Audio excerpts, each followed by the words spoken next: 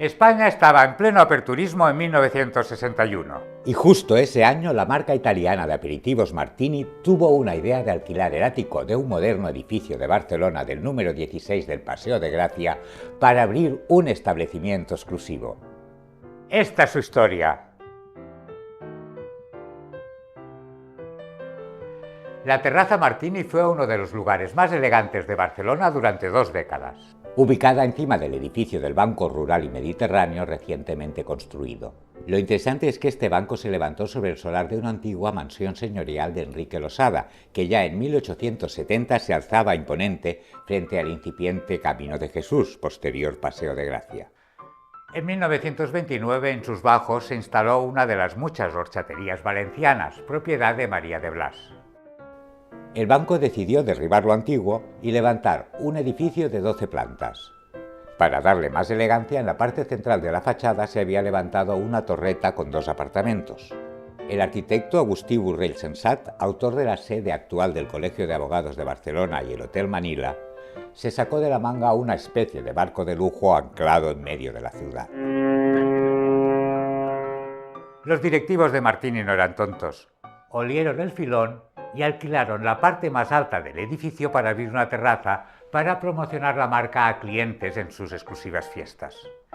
Si rebuscamos en la historia del vermut, descubriremos que el idilio entre Barcelona y el Martini no empezó en las alturas, sino a pie de calle, justo al lado y mucho antes, en el modernista y modernísimo Café Torino. Decorado por Antoni Gaudí y Josep Puig i Cadafalch.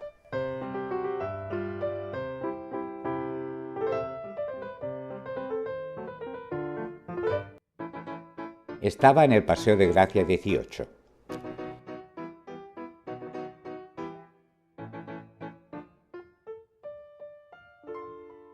El artífice fue el representante de la firma turinesa Martini & Rossi, Flaminio Mezzalama, que llegó a Barcelona con la intención de introducir el vermut Martini & Rossi entre los barceloneses. La Terraza Martini desde 1961 fue como el Hollywood de la Barcelona franquista, pero sin alfombras rojas. Nació en una época de tímido aperturismo franquista, en la cual comenzó a adaptarse a cierta modernidad. Se convirtió en símbolo de cosmopolitismo en plena dictadura. La prensa de la época y crónicas posteriores la definen como uno de los espacios más exclusivos de la ciudad. Entre los asistentes no faltaban los actores del momento, las señoritas bien de Sarriá, los directivos que hacían que iban por trabajo, pero venían por la foto. Actrices que solo salían en blanco y negro, toreros con gomina de litro, publicistas con gafas más grandes que sus sueldos, directores de cine que hablaban de Nueva York, aunque no hubieran salido nunca de Horta. Y todos, absolutamente todos, querían su foto con la Sagrada Familia creciendo al fondo y el vaso de Martini en la mano. Por aquí pasaron políticos como Samarán o el alcalde Porcioles, el actor John Wayne, que estaba rodando en Barcelona El fabuloso mundo del circo, la actriz italiana Gina Lollobrigida, el ciclista Jacques Sanquentil, la diva española Sara Montiel, Lola Flores, Cugat, Kavirbedi Sandokan, el actor de Orzoway, Nadiuska, Agatha Liz, el director Vittorio De Sica, el cantante Miguel Bosé. El interior, ideado con aires de modernidad elegante, tenía más cristal que el escaparate de Santa Eulalia. El ambiente oscilaba entre lo señorial y lo moderno, sofás bajos, mesas de mármol, copas afiladas como cuchillas y un pianista que tocaba sin mirar las teclas. Porque sí, había música en directo, y si no era un piano, era un cuarteto de cuerda, y si no, un tipo con gafas tocando jazz con un saxo, mientras un camarero repartía canapés con más caviar que pan. Fue escenario de escenas de película, obras de teatro, incluso se llegó a celebrar una edición del Premio Planeta.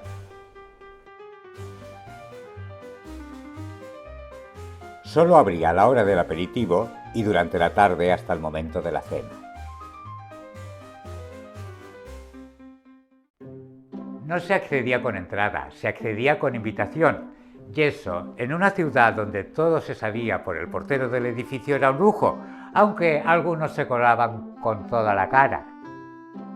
Porque en aquella época colarse era un arte y en la Terrassa Martini una medalla social.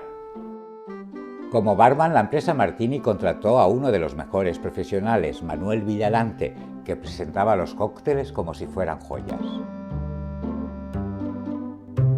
La decadencia comenzó a filtrarse en la Terrassa Martini. En los años 70 Barcelona empezaba a sentirse diferente. La política estaba cambiando, el ambiente social se recalentaba y la gente ya no aplaudía a los toreros con la misma devoción. A finales de 1980, la empresa que había hecho posible los eventos en la terraza abandonó el lugar. El espacio que antes había estado reservado para eventos privados, lanzamientos de productos y cenas de gala, pasó a ser solo una parte más de un edificio de oficinas. El inmueble fue pasando de mano en mano. Primero el Banco Exterior de España, que absorbió al Banco Rural hacia 1982, luego el BBVA, después el fondo alemán DECA, y así como quien juega al Monopoly con billetes de verdad, hasta que Amancio Ortega fue comprando todo el edificio a través de su empresa Pontegadea para radicar un establecimiento Zara, y encargó a Jean Nouvel remodelar la zona alta para convertirla en un tríplex de 806 metros cuadrados para su hija. En 2010 vendió el tríplex por más de 10 millones de euros a la familia andorrana Cerqueda. A finales de 2022 lo compró un magnate kuwaití, Qutaiba Al Ghanim, presidente del conglomerado Al Ghanim Industries. El piso solo se ha utilizado de manera puntual para la celebración de fiestas muy exclusivas. Si te ha gustado este capítulo, te recomendamos los siguientes.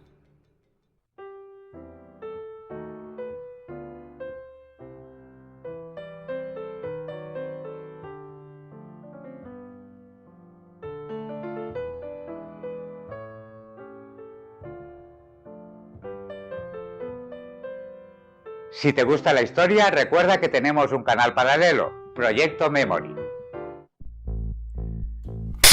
La Terrassa Martini fue uno de los... A ver, que puedo andar así, y así me da más esfuerzo. La Terrassa Martini fue uno de los lugares más elegantes de Barcelona.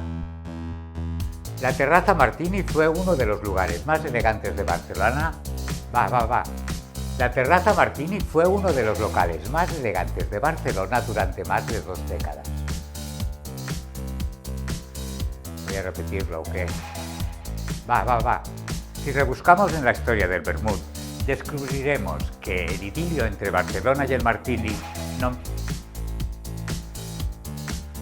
Si rebuscamos en la historia del vermut...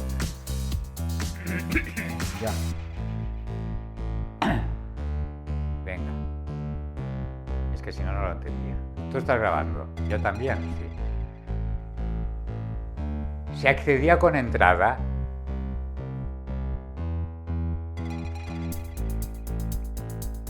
No se accedía con entrada, se accedía con invitación.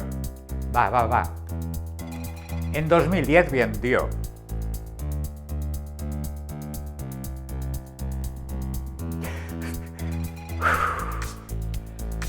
La política estaba cambiando. Va. Puedes contribuir al canal con una mínima aportación, uniéndote como miembro. Verás los vídeos antes que nadie. Suscríbete para que YouTube te recuerde cada viernes el estreno de un nuevo capítulo. También tenemos web y estamos presentes en Facebook, Instagram y TikTok.